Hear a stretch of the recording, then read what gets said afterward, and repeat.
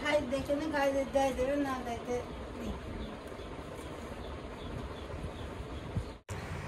আসসালামু আলাইকুম আমার প্রিয় আপু ভাইয়া আঙ্কেল আন্টিরা, কেমন আছেন সবাই? আশা করি যে যেখানে আছেন সবাই আল্লাহর রহমতে ভালো আছেন, সুস্থ আছেন।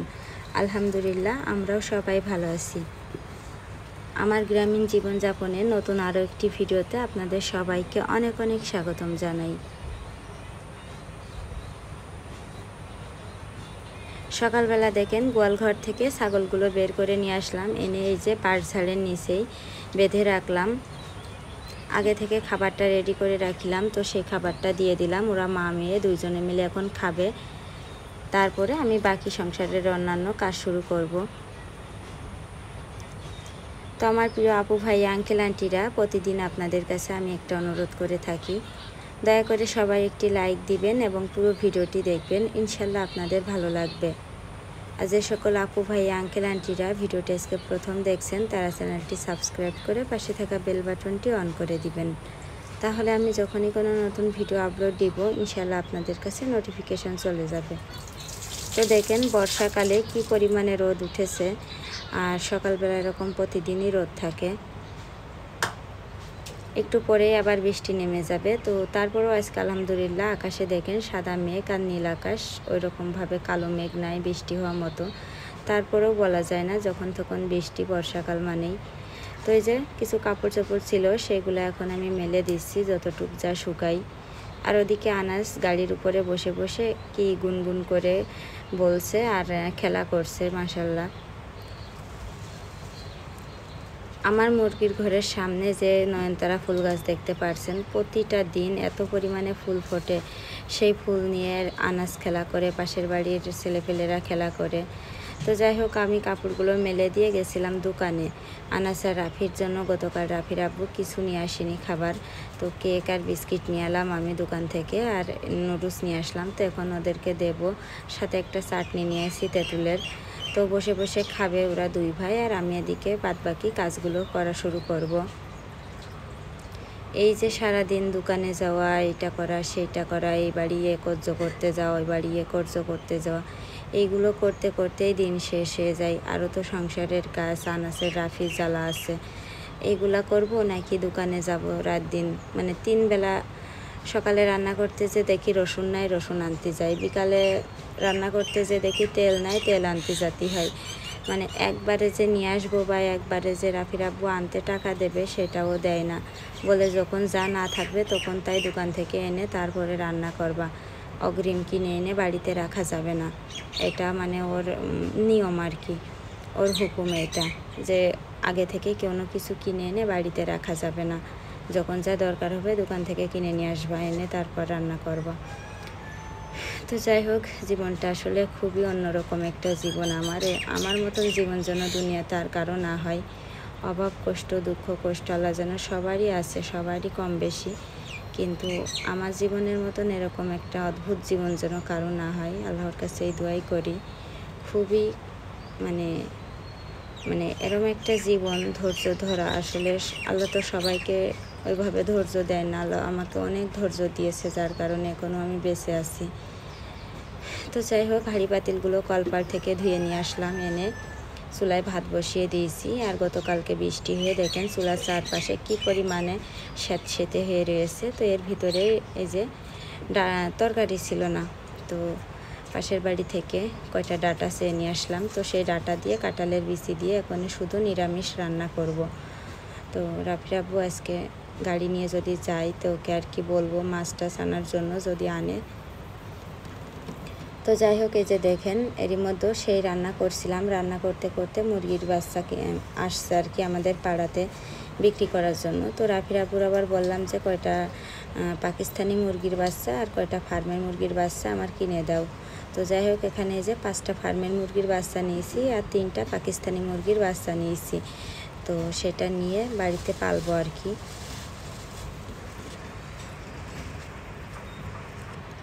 তো তো যাই হোক, এই যে দেখেন এর মতো আমার পরিবারের নতুন সদস্যগুলো আমার বাড়িতে চলে আসছে আলহামদুলিল্লাহ। কি সুন্দর মুরগির বাচ্চাগুলো, ছোটোবেলায় খুব ভালো লাগে, আদর করতে মন চাই। যখন একটু বড় হয়ে যায় গায়ে ময়লা টয়লা লেগে একদম বিশ্রী একটা হয়ে যায়, তো ভালো লাগে না। তারপরে আবার যখন ওরা বড় হয়ে যায় তখন আবার দেখতে মাশাআল্লাহ ভালো লাগে, আর এখন বেশি ভালো লাগে।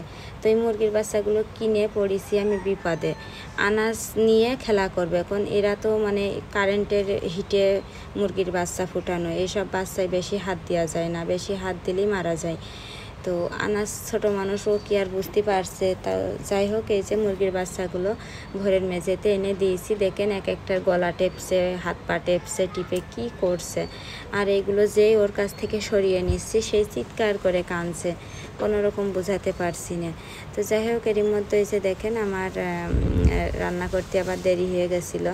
তো তাই এই যে রাফিরাপুর একটু তরকারি চেয়ে এনে দিলাম, চেয়ে এনে দিয়ে ও এখনও বসে বসে ডাল দিয়ে আর সেই তরকারি দিয়ে খাচ্ছে।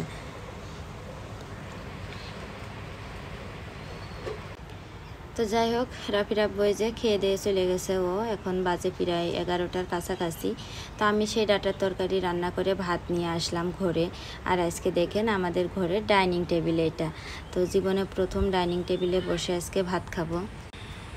তো যাই হোক, এই যে রাফি, আনাস আর আমি তিনজনের খাবারই এক প্লেটে নিয়ে আসছি।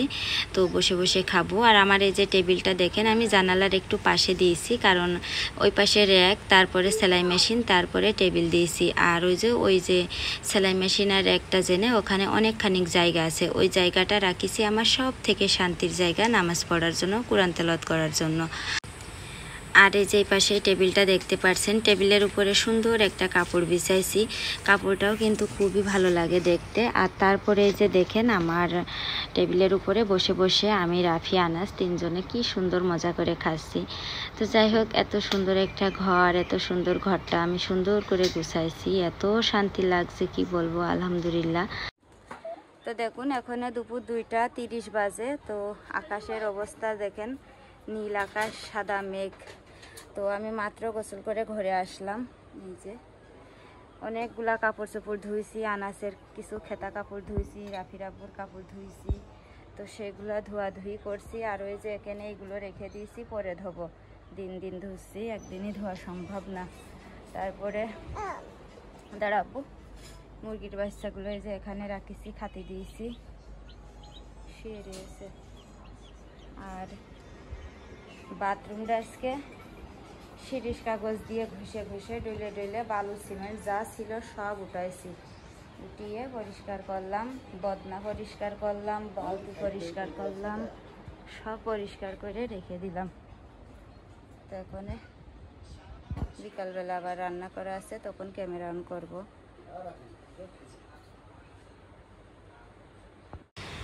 তারপরে এই যে দেখেন এখন হচ্ছে বিকালবেলা, টিন মিস্ত্রি আসছে। তো আমাদের কয়টা টিন লাগবে মোট, তাই সেই কথা ওনাকে আমি ফোন দিয়ে বল দিলাম যে আমাদের বাড়িতে একটু আসেন, এসে দেখে যান আমার ঘরে মোট কয়টা টিন লাগবে আর কত ফুট টিন লাগবে, মানে কয় ফুট সাইজের টিন লাগবে।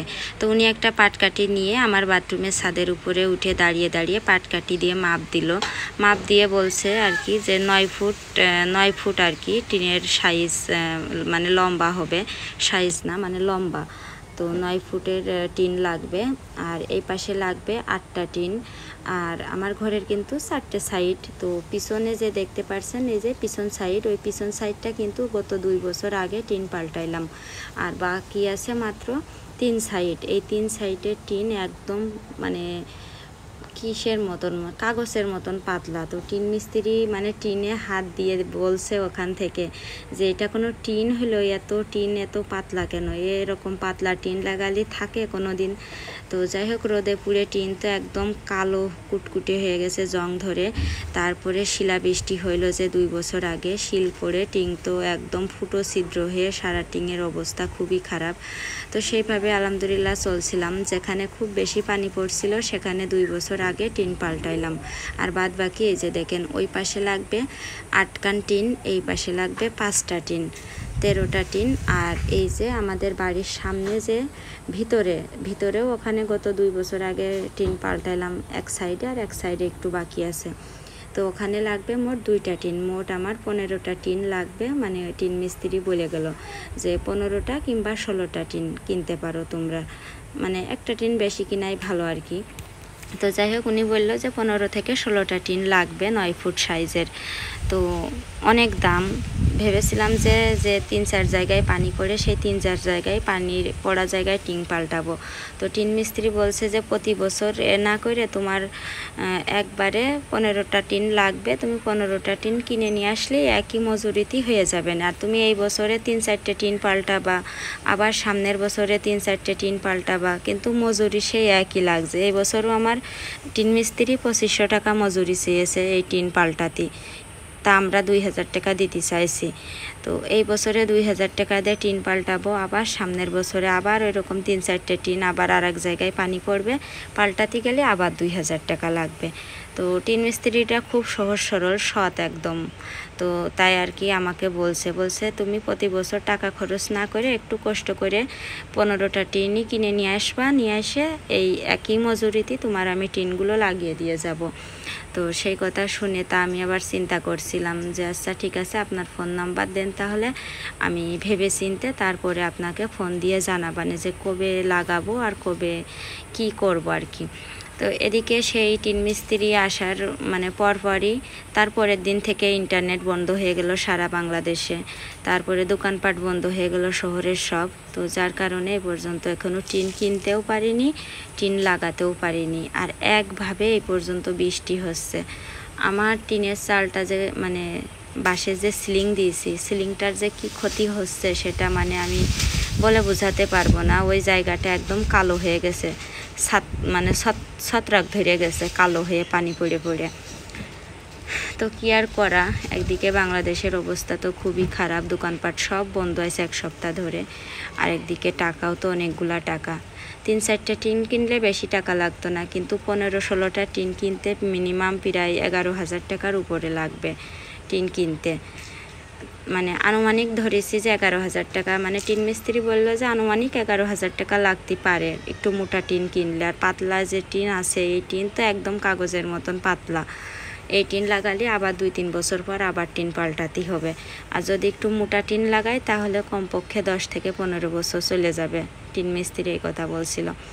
তো যাই হোক অনেক চিন্তায় আছি, দেখি ইনশাল্লাহ আল্লাহ যা করে সেটাই হবে, দেশের পরিস্থিতিও ঠিক হোক ইনশাল্লাহ। খুব তাড়াতাড়ি টিনগুলো লাগিয়ে ফেলবো, কারণ আমার বাঁশের সিলিংটা যে নষ্ট হয়ে যাচ্ছে, দিন দিন ছত্রাক ধরে কালো হয়ে যাচ্ছে, সেটা আমার আসলে সহ্য হচ্ছে না। কিন্তু করার কিছু নাই, দোকানপাট সব বন্ধ, টিন আমি দোকানপাট না খুললে কিনতেও পারছি না, যার কারণে টিন লাগাতেও পারছি না।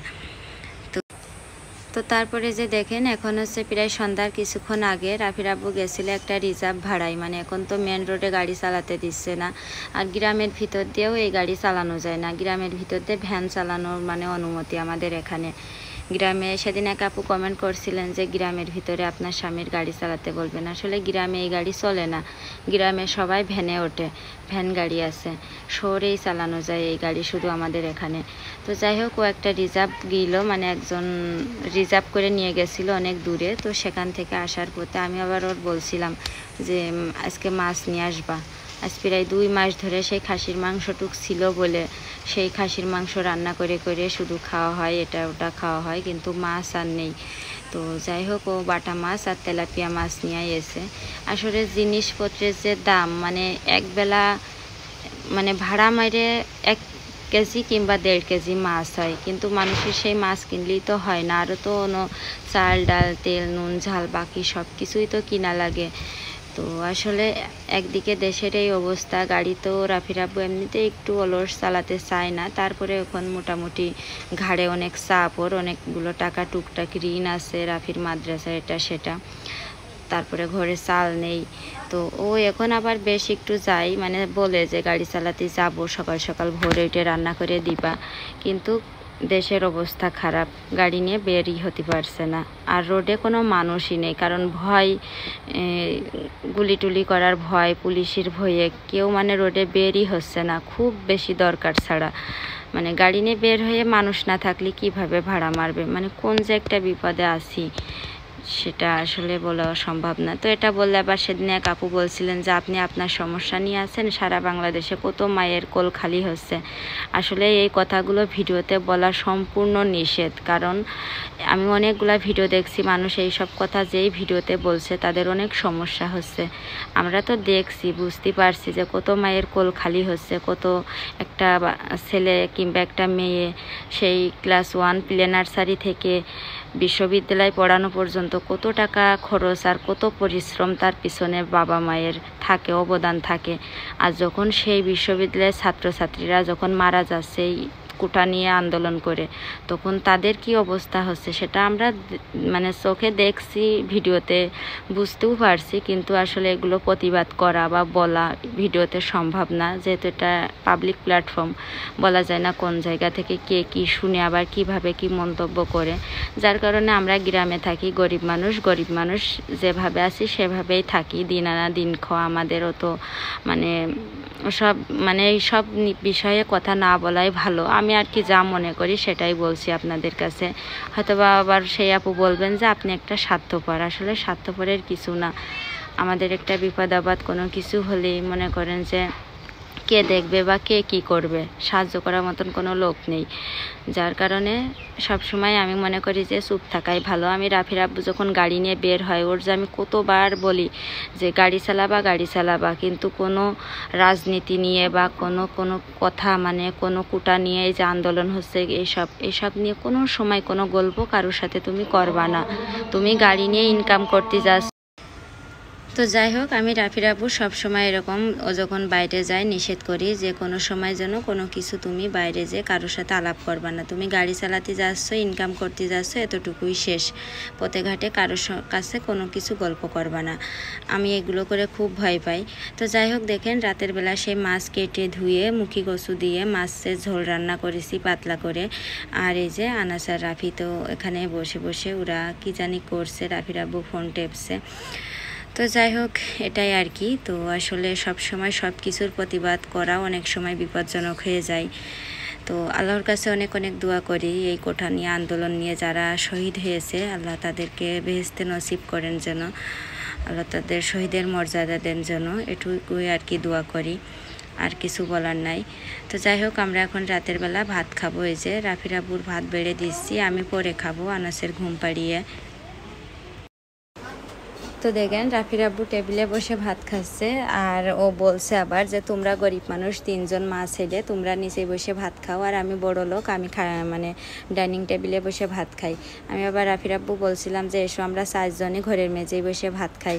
তো আবার আর কি এমনি একটু দুষ্টামি করে আমার বলছে তোমরা গরিব ফকির, তোমরা 3 জন মেঝেই বসে খাও, আর আমি বড় লোক, আমি ডাইনিংয়ে বসে খাই। তো যাই হোক, এই খাওয়া দাওয়া দিয়ে আজকের ভিডিওটা এখানে শেষ করে দিচ্ছি। ইনশাল্লাহ পরবর্তী ভিডিওতে আবার দেখা হবে। আল্লাহ হাফেজ, আসসালামু আলাইকুম।